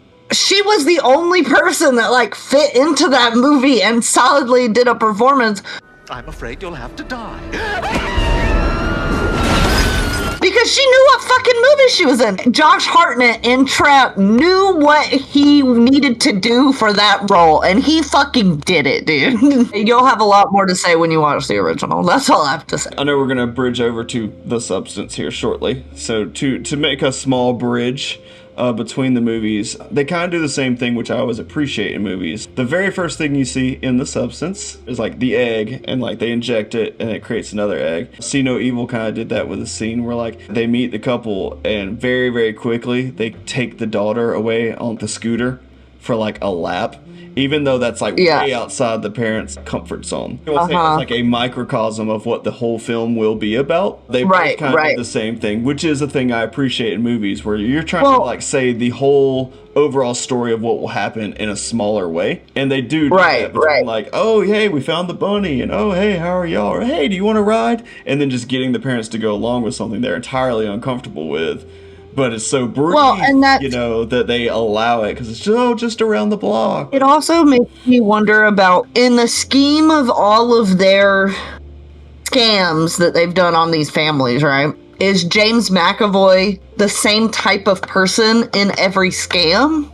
Or does he change his character based on the person? That he saw this guy who's like a weak ass pussy that can't, that just listens to whatever his wife does and can't stand up for himself. And so James McAvoy became the person he knew that guy would idolize? Yeah. Or did he, knowing who he is as this macho Andrew Tate kind of fucking guy, does he prey on weak dudes, or does he find specifically different types of weakness and just accurately go off of that? You know what I'm saying? Yeah. Like, it just kind of leaves this It definitely question. Begs the question. My intuitive guess would be a lot of that personality is him. Oh, sure. So he is looking for a particular type of prey that is good at the same prey time for him. That was another little tiny plot point I didn't like. He says something like, I love the build up to it. It's not even about the kill. It's about tracking it and, like the back and forth dynamic, getting there to that point. They take him out to dinner and there's like this other guy who's cooking for him and he comes in at the end and is like helping them hunt him down and kill them or whatever. Yeah. But that guy even says like, hey man, you should have like ended them forever ago. I've never seen anybody toy with their food the way that you do, is loosely like one of the lines that they use to justify him not killing them earlier. Because I was almost about ready to move on, but the one part that I really didn't like actually of the movie, or I thought wasn't necessarily tight writing, is when they are trying to leave at the end. For no reason at all, I'm guessing he flattens their tire and then helps them fix it. Mm-hmm. And then the bunny, he randomly got up on the roof. And even though he plays with them, he helps them retrieve it. Then when they're leaving, he closes the gate. But you get what I'm saying? He is like toying with them to where I felt those were just like extra unnecessary scenes. You could have trapped them by now. You could have did that by now. But like that's just taking like film time and run time. That isn't, I don't know, progressing anything, where they're almost like repetitive scenes. Well, and then it's like, and then he closes the gate. And now he's going to actually trap them. But you get what I'm saying? That's the problem with this movie. Yeah. Is that in the first one, all of those things happened, but they happened in a way that didn't feel so like all of this is happening all at once. It was so gradually. It's kind of like when you have someone that steals your purse and then helps you look for it. Yeah. It was very that kind of feel, but in this one, it just the execution, it's like the tone of it or the speed at which everything happens. It's like stretched out and then all of a sudden it vamps up, and that's just not... Yeah, and stretched out is the accurate wording for how I felt about it. Yeah. For me, it's like if you're going to close the gate when they're leaving, it's like, so you just wanted to make them feel a little uneasy and change a tire without doing anything. Yeah. If you're going to give the bunny back, you just wanted to make them feel a little uneasy, and then you're going to give the bunny back. And then just so you can close the gate later. Like, now I got you trapped. It's accurate to say it felt I guess that was kind of the point. Yeah. Like, he was just seeing how far, like, I know a normal person would put their foot down by now. Yeah. But how far can I actually take it where I just gradually am making them nervous and then they retract it, and like how long can I get away with it? They definitely wrote it in, like I said, with him having the line, you just love toying with your food. It's like psychologically he is like that. But at least in that version, I just felt like I was like, it's just stretched out. I guess it's so hard for me to relate to. I would like to change the tire just to kill time while they feel uneasy. I'd like to, hide the bunny just to give it back to him, and then I'll spring the trap. Well, and I don't think the whole thing with the gate at the end, I don't think that was in the original. They just took some liberties like that. And then he throws the boy in the lake to get him to come back. None of that was a thing in the original. I don't know what the hell was going on with that ending. Yeah, and they could have gotten away had they not come back for the boy, So I'm like, you're still taking a big risk that they could like go and tell others about you, And that to me is where I'm like, okay, so you're gonna let them get really, really close to getting out. everybody in the town, I guess, was like involved, so it didn't matter how far he let them think they were getting. I'm glad you said that. The guy who cooked food for him, he came back later on, and I was like, okay, cool. And like I said, everybody's in on it. There was a babysitter that showed up at some point that enabled them to go to the guy that cooked food for them. And he didn't come back at all. And I actually kind of thought, I was like, that's a weirdly loose plot point, at least in this version, because that was the implication, is that anybody who knows them kind of knows what's up with them. And literally a male babysitter who was like from a different country. Yeah, I remember the male babysitter. I'm just trying to remember, because I remember there being a male babysitter in the original one that also, it never really came back up. But I also don't remember in the original one about there being this aspect that everybody in the town is involved. Yeah. But I could be wrong. Because they even use that against the other guy. They're like, hey, they saw your face. They know you know us. You're in it now. So that would also be applicable to the other guy. It's like, hey, they know you know us. To me, it feels like the same alley where I was like, hey, it's weird. Even if they have him show up and he's just an easy kill for the family, I felt like they should have had a babysitter man show up and be an easy kill for them. Just to like close the loop. We could probably do an entire YouTube video about those two movies. Every movie can have so many YouTube videos about it. That's the problem. Well, that's narrowing it down. But I like this because I'm like, I can put a discussion up and be like, I at least created content around the movies that I watched, which I'm trying to get better about. The substance.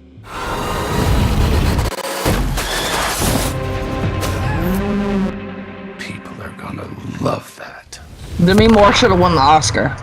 Have you watched the other movie yet? That's pretty much all I have to say. Have you watched the other movie yet? No, and I'm gonna be so pissed if I like it. I'm not gonna like it. Well, the Academy, to nominate The Substance, they've already done enough because they normally don't nominate horror movies. They're not gonna. That's true. They're not gonna double jump. They're like, well, we can also, take this bridge and I'm like, sure hey, that they didn't get wined and dined. Like, you know, you got to go to dinner with the members of the Academy, and then they tell you, you know, weeks in advance that you're gonna win. Denzel Washington told everyone, we know what the deal is. Yeah. Several compliments for this movie, obviously, which I do feel like because I was like Academy Award nominated movie, there's some ways in which my expectations were higher and I had to like adjust them throughout watching. And obviously several like compliments. One is definitely visual storytelling. They did really good job visual storytelling between even stuff like the pictures on the wall or the billboards or like walking down the hallway with like the past like hung up on the side. There's so much where I feel like you could watch this movie on mute and kind of know what's going on even without dialogue. Because they, you know, again, from that first scene of the egg to them making the star, I really feel like you could put this movie on mute and you would understand a whole lot of what's happening. Yeah. You hardly would have to have any dialogue at all. The tonal shifts in between it being Sue's perspective and it being, what's her name, Elizabeth Sparkle? Yeah. Elizabeth Sparkle, then Sue. And Sue. Then Monstro Eliza Sue, which is my favorite, like, probably title in a movie ever. I was like, all right, I love this as the name. Yeah, I like the character title intro of the mishmash of the substance coming together. And obviously by the end, by that third title, I was like, okay, I'm not supposed to take this as seriously as I've been taking it. I'll say like at a writing level, like by the grand finale. And I feel like I had to like adjust my expectations because I was just like, Academy Award nominated. You know what, man? And obviously, I feel like from the this movie is having fun with it. It is not trying to entirely be oriented. I got that idea basically from Enter Dennis Quaid. Yes. That Dennis Quaid's first shot in that fucking bathroom, and he's just the most disgusting man. And then he doesn't wash his hands when he walks out of the bathroom. And then immediately the next scene, he's just eating all those shrimp. Like the next scene you see him in. Sound design, I feel like, is always underappreciated. And like the shrimp scene is definitely a very good one to point to. They make you feel so much with the sound design that can, like, in a way be subtle at times. But again, from that discuss, it is just like is essentially happening a whole lot throughout that scene. It's so easy to have a cliche character that's like, oh, quintessential evil company CEO, or quintessential dictator, or evil lawyer. It's so easy to take like a stereotyped character like that and write it in a way that fits into the story. And Dennis Quaid's character easily could have been this idiotic, cliched character, and he is. Yeah. But it fits into this world where everybody's sort of this cliche version of a character. It was, or at least the main protagonists and antagonists are. his presence for me was always enjoyable. It just seemed like I could feel that the actor was having so much fun being allowed to be as cliche over the top. It felt like he was playing people he's known before. Again, it's like the woman walking out with the feathers, and he does this like, feathers, before he like runs off. Or, you know, this is my greatest creation. Like, it just felt like he was allowed, no matter what you do, you'll be the greatest actor in the world. I don't know, it just felt like he was just like, oh, and he was able to like have fun. He was doing like a cartoon character version of like the worst asshole he's known in Hollywood. Which brings me to Sue. That every scene Sue was in was a commercial. The entire thing, her drinking a Pepsi, fucking standing at her refrigerator and just, that was a commercial. Her, in every shot was just, oh, I'm in a commercial. Meanwhile, Demi Moore is like, acting like she's this old decrepit woman, which she's not until she does become an old decrepit woman. Yeah. And she's definitely a very good casting choice for this. I mean, obviously, you're like, she should have won the Oscar for performance. You definitely have to go extreme with this, where I'm like, I'm sure she had fun just being like, you can push yourself as hard as you want, you know, making some of these, because I feel like so many performances have to be restrained or realistic in this way that I don't feel like she had to be for a lot of this. So over the top. I'm sure it was very demanding being in the suit and being in the makeup for so much of it, but you can also tell like she gets to really like push herself and almost let go some too. I'm sure you really love the scenes where she's like watching Sue have the interview and she's cooking. The witch scene is definitely kind of what I thought of it as. Where she's like, I'm so good. I don't know. She's like mocking her, and she does the egg stir thing where they have like the chainsaw noise, and you know, there's all this. She's got like that chicken. That was probably the one scene with the noises when she's like chicken fisting. There's this weird sexual / horror / like gross mix. I'm like, why are you making things gross and sexual simultaneously? But there's this weird chicken fisting thing that's happening. That's this world. Yeah. Everything is gross and sexual simultaneously. I'm kind of like you, where if something has rules, I need it to stick to those rules. Mm-hmm. Which this movie did, for the most part. What I was confused about was the memory between the two of them. Yes. Like, of each other. Because it seemed like they knew enough between the two of them about what was going on to, like, be aware, but then weren't aware of other things. Sue was born out of her, but she knows the UR1 information enough to be like, there's this body on the floor, let me sew it up. Right. You get what I'm saying? And that was something where I was like, I feel somewhat unclear about the rules, but the main reason I'm able to forgive it by the final act, there's so many ways in which I'm like, this film is doing what it wants to do, and it's established enough to where it's going to do what it wants to do, and you're not supposed to think about it that hard. Right. And it doesn't, it doesn't, in the grand scheme of the plot, really matter all that much. And it's almost a movie that's so built in like metaphor and what everything means. It's not a literal movie in any concept, so it doesn't matter. It sticks to the rules of the 7 days and the rules it makes up, it sticks to, which I can respect, but then nothing else matters as far as realism. It's a build-up to progressively going more and more, we'll say, off the edge, but because it also introduces these rules that are stated clearly. And that's what I was saying. Like, at the beginning, I felt like I was almost taking it too seriously rather than metaphorical. I was wondering what the literal aspects of it would be, to where I was like, does she pay money to get the substance? You know, like I was asking myself, you know, a lot of the literal, Right. even like the room that's like super clean, like they have her go down the dark alley and it opens the door halfway and everything's so sketchy. And I get it, like how much do you want it is establishing that character wise. Right. What will you go Right. through to get it? But then I was like, who cleans that really clean building with, you know, with the cubbies that she puts the key cards into?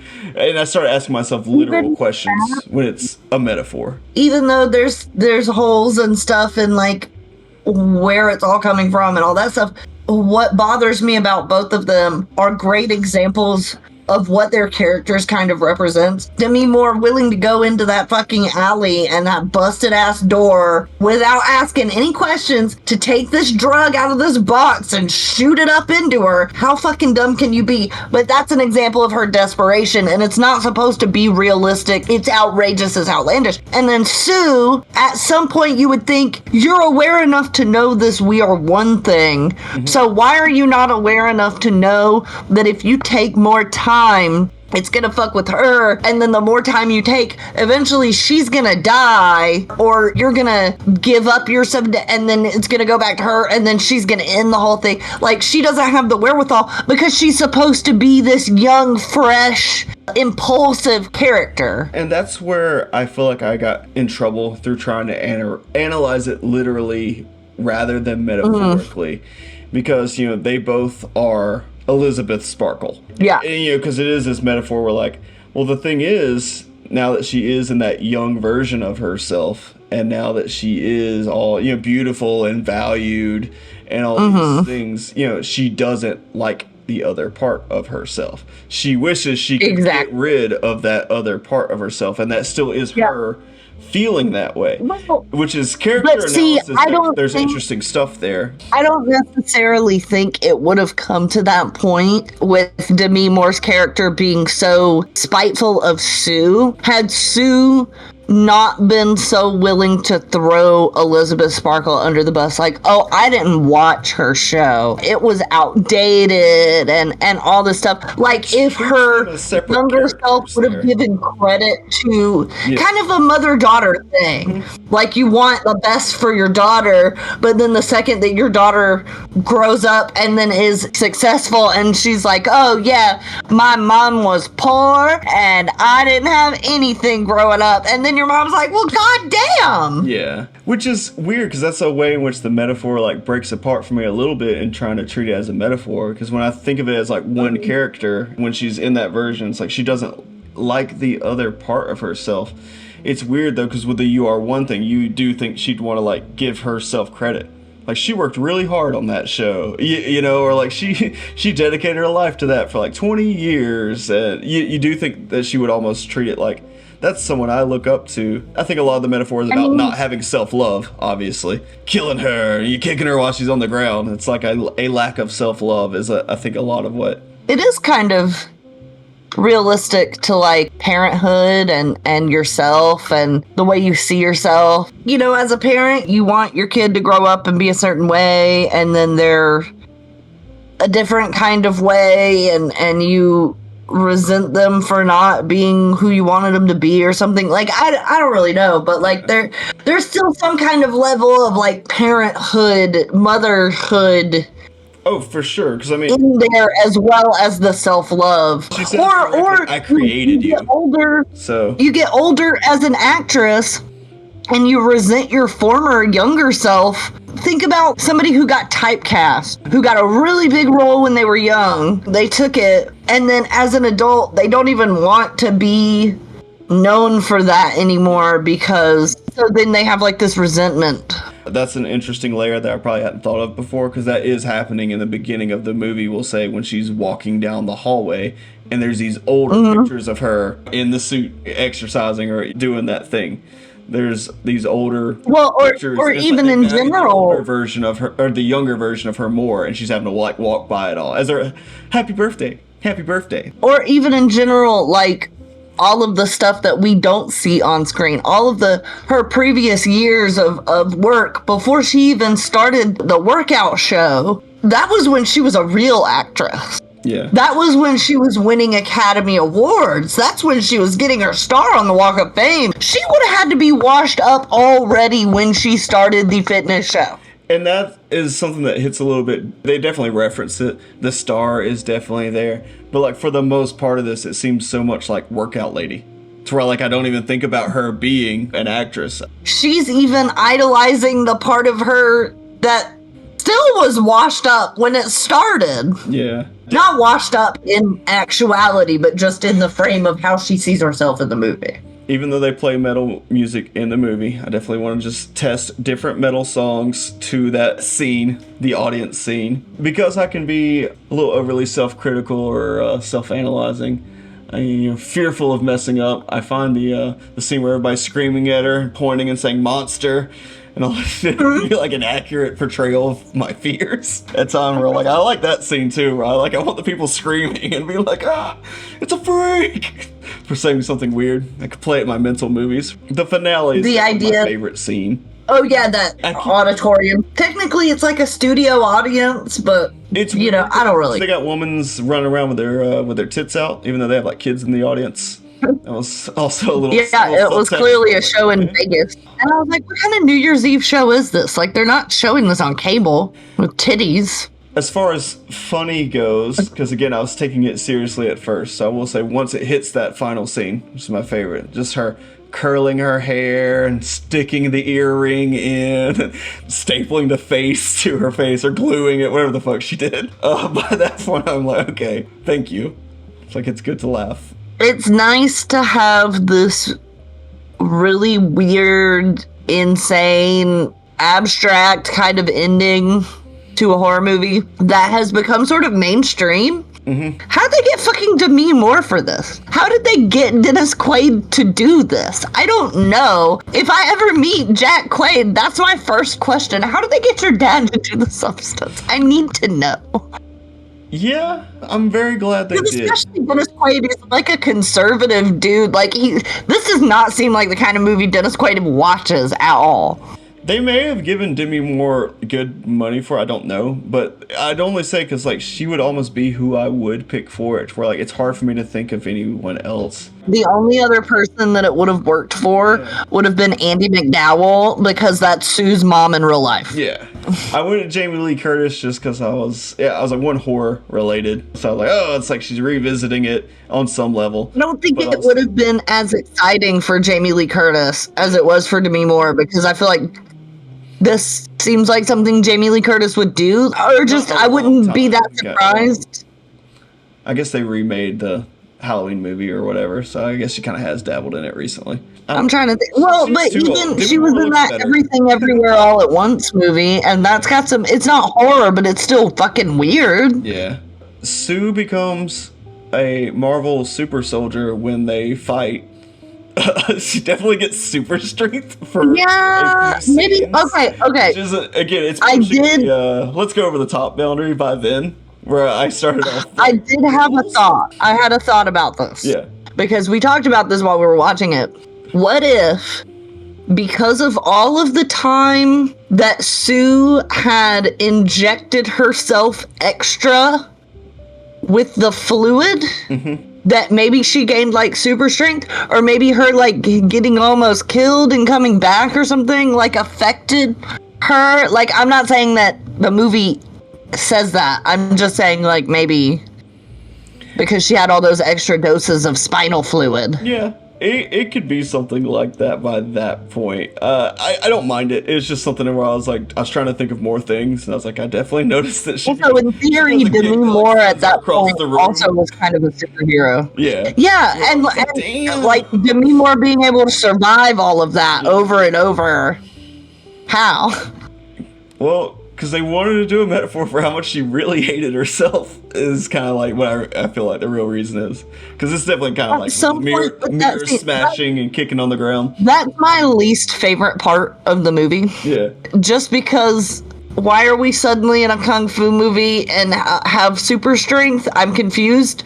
but also because it goes on so long, it reminded me of that goddamn fucking chicken fight from fucking Family Guy that I hate. Yeah. And it just goes on and on and on and on and on and on and on and on and on and on and on One eternity later. and on. And I was like, are we done with this yet? Like, could we please? And they fall. Again, they're fighting. She hates herself. Like, move on. Yeah. And they do spell a lot of that out very, very, very directly. Where she's like, Yes. she even says, because I hate myself. You're the only lovable part of me. I don't like them hitting stuff too on the nose. And I'm like, but they do say, Yeah. this is what it's about, in case you didn't get the metaphor. All right. Some people need that. True. I sometimes do. I can be real tismy, but sometimes I like think about things from so many different angles that I'm like, it could mean this. Yeah. It could mean this too. It's just But see, sometimes I the think that's design what of makes a movies. movie fun. Yeah. That's why I like David Lynch. Because it could mean 25 different things, and he's not telling you which one of them he had in mind when he wrote it. The majority of his movies you'd have to put down on that list for me. Prosthetics and costume, obviously. Yeah, I know I mentioned sound design and visual storytelling. That's the clear obvious. Well- You almost don't even have to single that out. But obviously, if it didn't win an Academy Award for that, it probably should have. Because I was like, the makeup and stuff they had to do was really good. And we were saying earlier about the mix between CGI and practical effects. Like, this was so good. That disgusting, what was it, Eliza Sue or whatever? Monstro. Eliza Sue. Mon- The name. My favorite title card. Psycho, crazy monster beast. Like, the makeup is so good. I like your voice. It's still me. That's what she said. It's still me. It's true. But It's Elizabeth. the makeup. Your impression is ridiculously good. I don't like I like the voice. I would work on it. the makeup itself, but then the like CGI of Demi Moore's face on the back is so fucking gross. That was the moment that I was like, how did they get Demi Moore to do this? Yeah. Her getting in there to do that face seemed like it was fun. Yeah. Which Yeah, she does seem like she's developing even powers then- in that as well, even though she immediately like dies later where it's pushed it too far. Like she gets her head chopped off by that guy or whatever and just starts like growing another one. Oh yeah, and like grows it back. So I will say maybe it's supposed to be consistent with her having superpowers earlier because I was like she's like regenerating because my joke watching that with you was like I kept saying wood, so obviously when it got to that I was like yeah wood. She got like 4 mouths like that's great, but she can like grow a whole nother head. So I'm like Well, maybe it's and then consistent. she becomes like a blob at the end. Like even though she's dead essentially, she like a phoenix rises as the blob from the ashes of Eliza Sue and then lands on her star and then gets sucked up by a street sweeper or something. I don't know, dude. But you have to have some kind of superhuman power to form into a goo at the end of your life. Like, Yeah. And I know I said this to you when we were watching it, but I would definitely, a lot of times I'm like, once a place has built a world, I'm like, I would take more stories in that world. And I definitely felt like, well, in that I'd be world, like, interested in seeing other stories from the substance. Yeah, because it's pretty much you just have to pick a character and how to build their self-relationship out of it. Now that you've introduced that world, they get the substance and it has that effect. Because people could have a better balance or it could take longer or something for it to go or a whole different job they're trying to do, or a whole different mindset. Right. Well, in the way I that was they even use thinking it. like a person who retires, or a mom who all their kids go to college, a school teacher, or somebody that got canceled or something and then needed another version of themselves because they couldn't get any jobs after they got canceled. Like there's so many avenues. It's a little cultural commentary then, which would kind of be on theme with this one if they got canceled and Yeah. created the alternate persona in which they weren't. If you had like a person who was cheating on their wife, but then they end up cheating on her with the other version of her. It's kind of like the thing we brought before is an idea, but it's like there's so many different Right. ways you could play with any one character and self-relationship and how those dynamics make you feel. To where I'm like, it would Sure. be cool to write stories It's an just in the endless world. realm of possibilities. Yeah. But I guarantee any studio that would get a hold of it like that They would. would run it into the ground so fast they wouldn't explore anything cool with it. They'd just try to remake a carbon copy of the same garbage shit. Did you watch that Talk to Me movie? I don't With the know why- hand. No. It was like the haunted hand thing. remember That's a it. really good movie. That Shameless. is another one that I would like to explore the world. Don't do a sequel that's like about the kids of these people. Just do a totally unrelated sequel that just is about the thing itself, the substance, about the hand, and Talk to Me. All the time when they do create good worlds like that, and then they make the sequels have to be like a continuation when they shouldn't be. I wish they would just almost like make more just television shows, because you could almost pick like 10 different little stories and they'd be episodes. And it'd just be like in the substance. Oh yeah. That way you can like That'd be cool. play with a premise, and then it's not so much about being like, this is her daughter, and this is what happened to this character afterwards. Like, it doesn't need more with that. Yeah. And in general, I think more things would be better or more interesting as like a mini series or as like an HBO show or something, because each episode would give you the length of a movie essentially to figure out more of the fluff of the story, like the thing that makes it interesting. Build up to it. Give me more meat.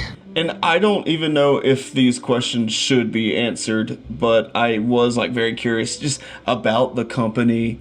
It's the whole like, in a good writer it could be good, in a bad writer it could be bad to like answer questions.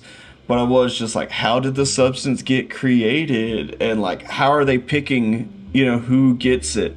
Because it weirdly seems like they're kind of selective about it, even though it's like a random man who is taking it, who like examines her spine and says you're a perfect candidate. We're supposed to be as knowledge ? Or are they? I actually had a lot of. Who they think are desperate enough to take it. Like, did they watch her a little bit beforehand, or it was that she was crying after the car crash? Why is that guy recommending it to her as this young nurse or whatever, but then when she runs into his old man version of himself, he's like, is he ruining your life yet? And like, which shows why is memory one between his two?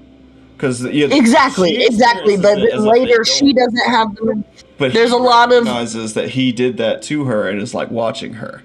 So, and that to me is like a little bit of a vague, like, they don't have to answer it, but I'm like, does he just have a stronger memory between the two? Like, different people have different memory levels of being both people, and maybe his is just stronger to where he did remember. Right, but then if his memory is that good, why would he even suggest somebody else do it? He apparently has that same dynamic with himself, to where like, the younger one, he says, eats away at him a little bit, and like Bob, he has to remember. So because he has the same dynamic, it could literally be where like the younger version loves the substance, and so thinks of it as good. Whereas, the older person is kind of like, is resentful and hates it a little bit, feels like, but even then, less. So what would he know? That version wanted to, because he's like, right, but even then, what would he know about her spine? Why is he examining her like somebody sent him to? Like, I'm just saying, there's a lot of like open-ended stuff that I don't fucking understand. Yeah, but even fleshing out just him as a character could be like one of the episodes. We'll say, if I did a 10-episode series, I'd be like, oh, how did he? Right. It seems like he's like a little bit of a doctor, nurse. Like, he knew to inspect the spine for whatever reason, but he's also experiencing the same dynamic. Even though he might have a better balance than she did with it, where he's not gonna like become a monster, explode, and does he just walk around with that USB port in his pocket all the time with the note around it, waiting for the right person? Yeah. Did he know that she was gonna be there? Was he not actually a nurse at all, and he was sent by the company? Like, I don't know, and I'm not saying like I need to know these things, because in the grand scheme of this one slice of life of the story, it doesn't matter. Yeah, it doesn't. I still like, a lot of times when films make me ask questions, I'm like, it could be a good thing to flesh it out in the right hands.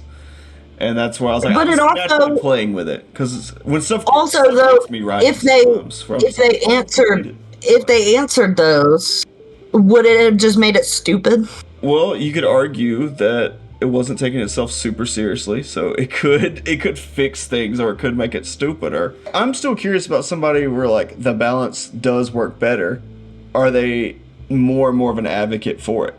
You know, like, is there somebody who actually just does listen to the rules and like likes it fine? They get to live 2 lives and they're like, well, half of my life is better. You took 50% of my life and made it so much better, but I actually listen to the rules and don't have a crazy finger and then a crazy leg, and then they don't dwindle themselves down. And that's also my I'm a huge question. advocate for it. Right. Well, you could have But characters that's also, that are like that. how do you control your other self? Are all the younger versions like just self-absorbed and don't give a shit? Or like, if I took the substance because I actually have empathy for people, would I be empathetic for my other self?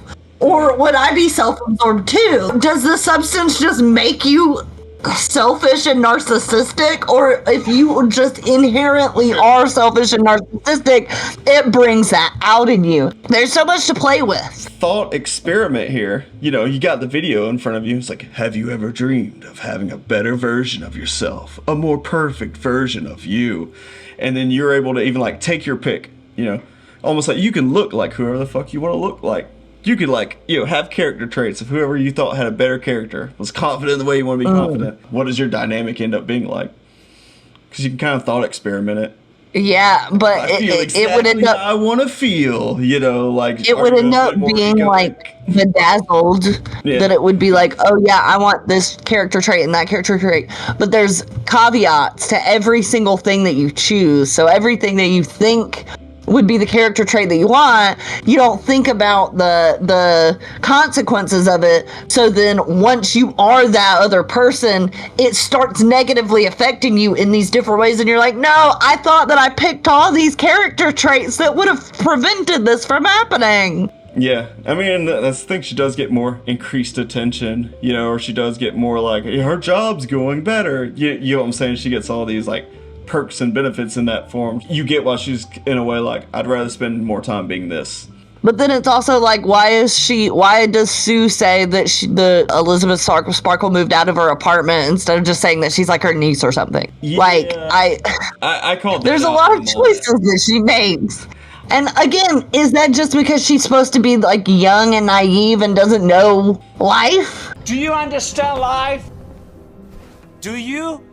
Yeah. Because it seems in a lot of scenes that she does understand life. Well, again, it seems like she inherently knows the UR1 information. So it's like, if she knows it's like less than a week, the other person's going to be there for a week. It does seem like you would just be like, I'm her niece for functional reasons. Right. I'm house sitting for her. She's been going on a lot of vacations lately, and I house sit for her. You know, you just make something up. Be like, I'm her visiting niece. She's not home right now. She's in the hospital, and I'm staying here while she's... Yeah. Now you said you gotta wrap it up. It's like 5:06. Anything else about any of the movies? No, I think I've said about all there is to say, but when we watch the original Trap, or not Trap, See No Evil, yeah, there will be a lot more to say. Okay. You got a movie for me on that list. Original See No Evil. Just since we've been on this singular conversation, one, if you count Suspiria and the remake, that's 2. That's 2. 3, 4. All David Lynch movies, which I don't even know the number of. 5, 6. That's like 7 movies at least. I've seen. Added to the list, but it's been a long time. I don't think that would be the movie that I would be like, yes, you will love David Lynch, and then show you Eraserhead. Eraserhead is like, let's take drugs and watch Eraserhead. You know what I mean? Because it's just so... That's probably why I don't remember it well, because I feel like the time or two that I experienced it, it was one of those, like, let's do drugs and put on Eraserhead. I'm like, all right. So I don't feel like I remember it super well. I'm like, if you're not on drugs... Yeah, I was like, it's just weird. Yeah, and if you're not on drugs when you watch it, then I don't think, unless you just have David Lynch's brain, does not compute. Yeah, and maybe it's because that was like my first impression of him, you know, really was that.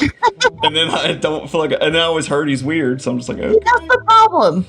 That's what people that's only ever seen Eraserhead by David Lynch, that's what they think his shit is. Wild at Heart. And a lot of times it's like a bunch of like magical realism and then a bunch of weird abstract stuff. It's not just like weird abstract stuff throughout the entire thing. Yeah. I don't know how to explain David Lynch to people. I feel like the more I watch him, the more I will continue to not know how to explain more what he's doing. But I'll still look at it and have the option. You just slowly start to understand his brain more, but you can't, you just have to understand it. There's no explaining it to anyone. It's just one day you're like, I get it. Yeah. I get you, Dave. Vibe with it, and you're like, I'm not going to put it in words, but I get you. I'm not putting this movie on at a party, but I'll put it on by myself at home. Well, I enjoyed this. Thank you. Well, thank you. I'm glad that it worked. I'm glad that we finally got our cameras and audio and everything figured out. You did. So this has been Goblin Olivia. Goblin Olivia, not Lady Barnacle. Hopefully Lady Barnacle will be back next week. Goblin Olivia took over today. Is that like only... Much like Sue in the substance. Only when you discuss horror are you Goblin Olivia? I don't know. I'm like, what are these personalities? No, not necessarily. Sometimes I am a beautiful lady when I'm discussing horror. Are you a goblin? I'm Demi Moore in this suit. I just have pain face. That was kind of goblin-y. Her making that face is goblin face. Ooh, you know what it reminded me of? No. At the ending of Sleepaway Camp, when they're like standing in the middle of the lake and she's like... We can't discuss Sleepaway Camp because that'll get into modern political issues. We're not getting into political issues. I'm just talking about the face that you make at the end of the movie. That scared me so bad. That it's so weird. I hate it.